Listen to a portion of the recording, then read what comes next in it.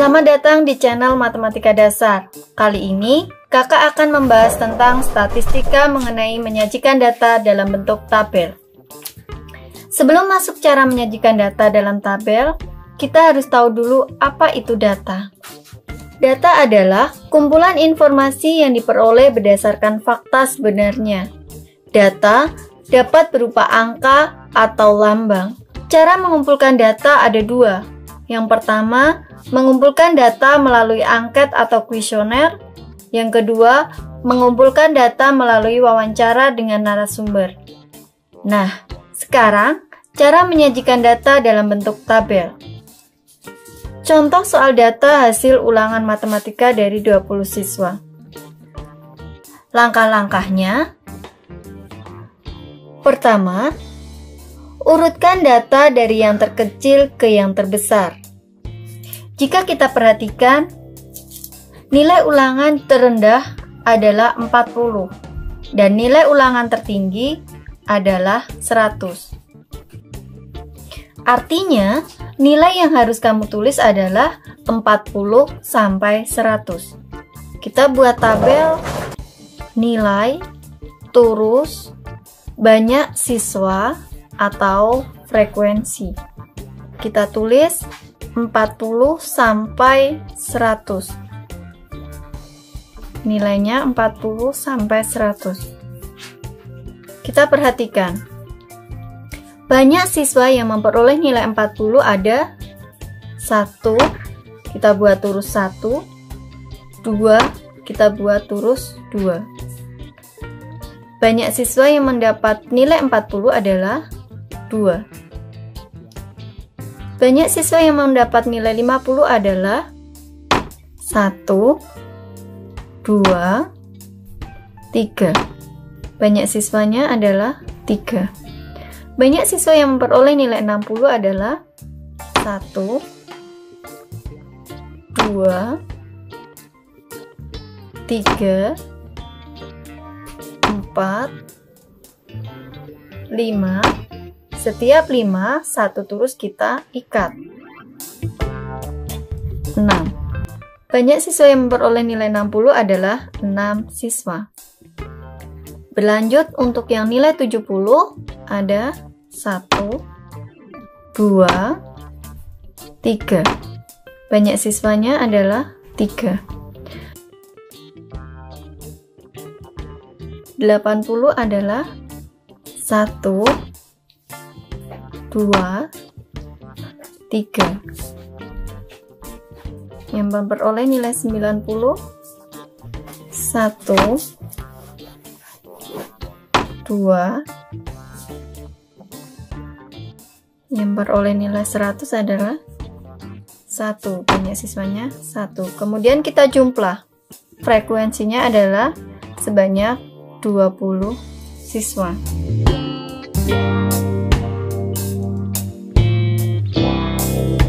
Kolom turus merupakan kolom bantuan saja.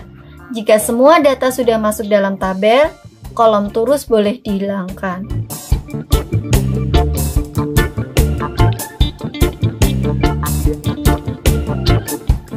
Oke adik-adik, sampai di sini dulu untuk pembahasan cara menyajikan data dalam bentuk tabel. Sampai jumpa lagi di pembahasan berikutnya ya.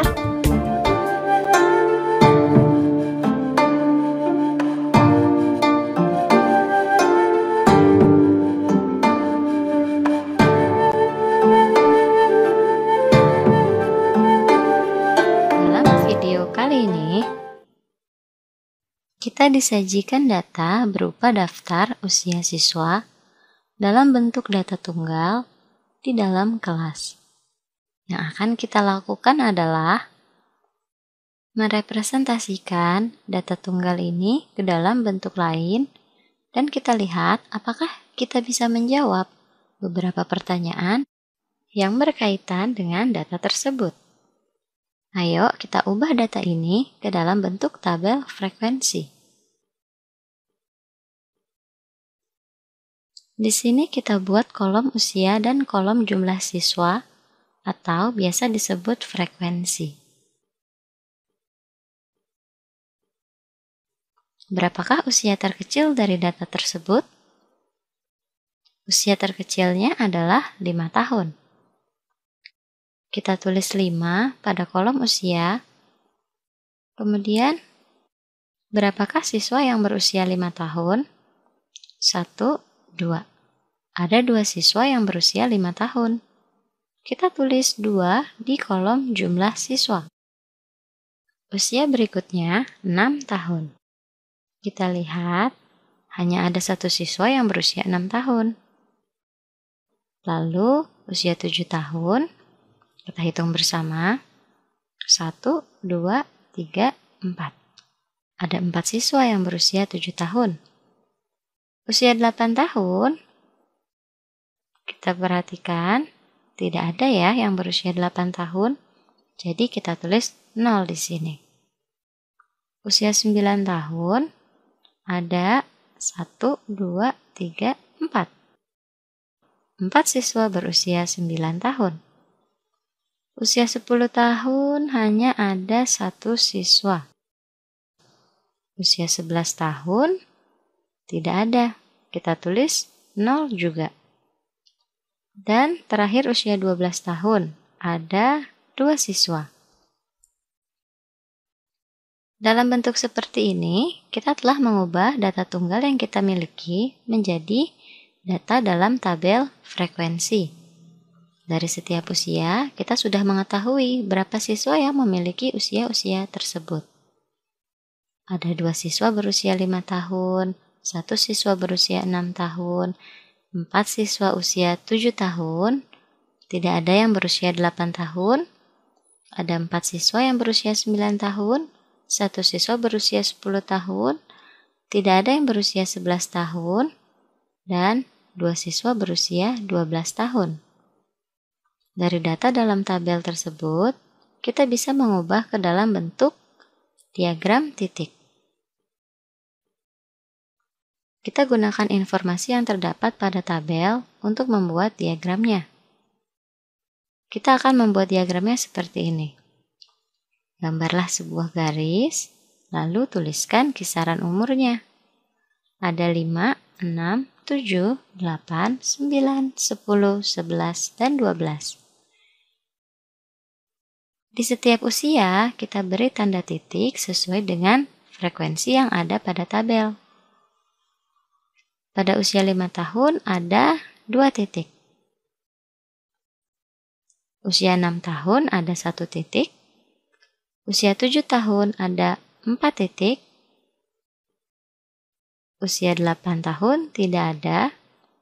Usia 9 tahun ada 4 titik. Usia 10 tahun ada 1 titik. 11 tahun tidak ada. Dan 2 titik untuk siswa yang berusia 12 tahun. Titik-titik ini menunjukkan jumlah siswanya ya adik-adik. Tabel frekuensi, data tunggal, dan diagram titik merepresentasikan data yang sama, tetapi dengan cara yang berbeda. Dari ketiga bentuk ini, kita bisa menjawab beberapa pertanyaan tentang data tersebut. Misalnya, ditanya, bisakah kalian menentukan usia berapa yang paling banyak di dalam kelas? Usia yang paling banyak di dalam kelas yaitu 7 tahun dan 9 tahun. Karena usia 7 dan 9 tahun memiliki titik terbanyak dari diagram titik. Dari ketiga bentuk ini, diagram titik adalah cara yang paling cepat untuk digunakan dalam menjawab pertanyaan tersebut. Karena pada diagram titik terlihat jelas yang memiliki titik terbanyak adalah usia 7 dan 9 tahun. Masing-masing memiliki 4 titik atau 4 siswa. Jika dilihat dalam data tunggal, kita harus menghitung ulang agar tidak salah menghitungnya. Jadi kita hitung satu persatu. Pertanyaan berikutnya. Berapakah jangkauan di dalam kelas? Untuk mencari jangkauan usia, kita cari selisih nilai maksimum dan nilai minimum dari data yang disajikan. Karena data berisi usia siswa, Maka kita mencari kisaran usianya. Usia yang paling besar dan usia yang paling kecil. Dari diagram titik, selisihnya 12 dikurang 5. Sama dengan 7. Pada tabel juga terlihat bahwa usia tertua adalah 12 tahun dan termuda adalah 5 tahun. Selisihnya 12 dikurang 5 sama dengan 7 juga. Pada data tunggal, usia termuda 5 tahun dan tertua 12 tahun. Selisihnya juga 7. Kemudian, jika ada pertanyaan, berapa siswa yang berusia lebih dari 9 tahun? Kita hitung ada 3. 3 siswa berusia lebih dari 9 tahun. Dari diagram titik terlihat ya, kita hitung bersama titiknya. 1, 2, 3. 3 siswa.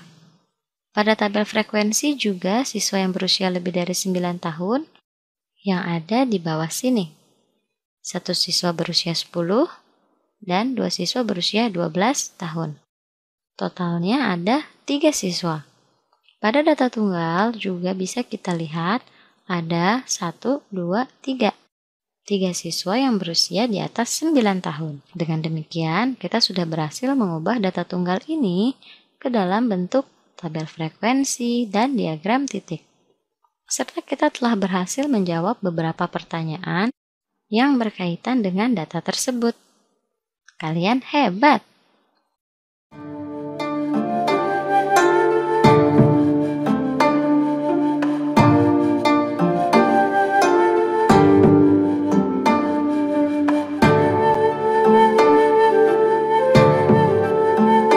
Sobat 100, kali ini kita akan mempelajari tentang pengolahan data untuk cara penyajian data yang B atau yang kedua adalah diagram batang.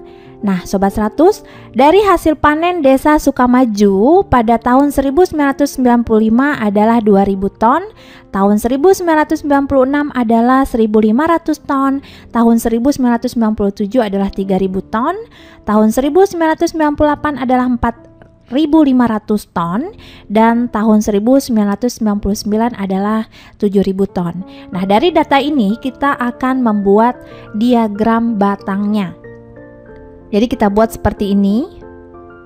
Oke, nah kemudian di sini bisa kita lengkapi seperti ini. Ya, ini namanya sumbu Y. Nah, di sumbu Y ini adalah hasil panennya dalam satuan ton. Jadi di sini adalah hasil panen, di mana hasil panennya itu ada, kita tulis dari 1000 ton, 2000 ton, kemudian 3.000 ton, 4.000 ton, 5.000 ton, 6.000 ton, dan 7.000 ton. Kemudian pada sumbu X atau yang mendatar ini kita juga buatkan seperti ini, dan ini dinamakan tahunnya. Jadi di sini untuk tahun, di mana tahunnya dimulai dari 1995, 1996, 1997, 1998, dan 1999.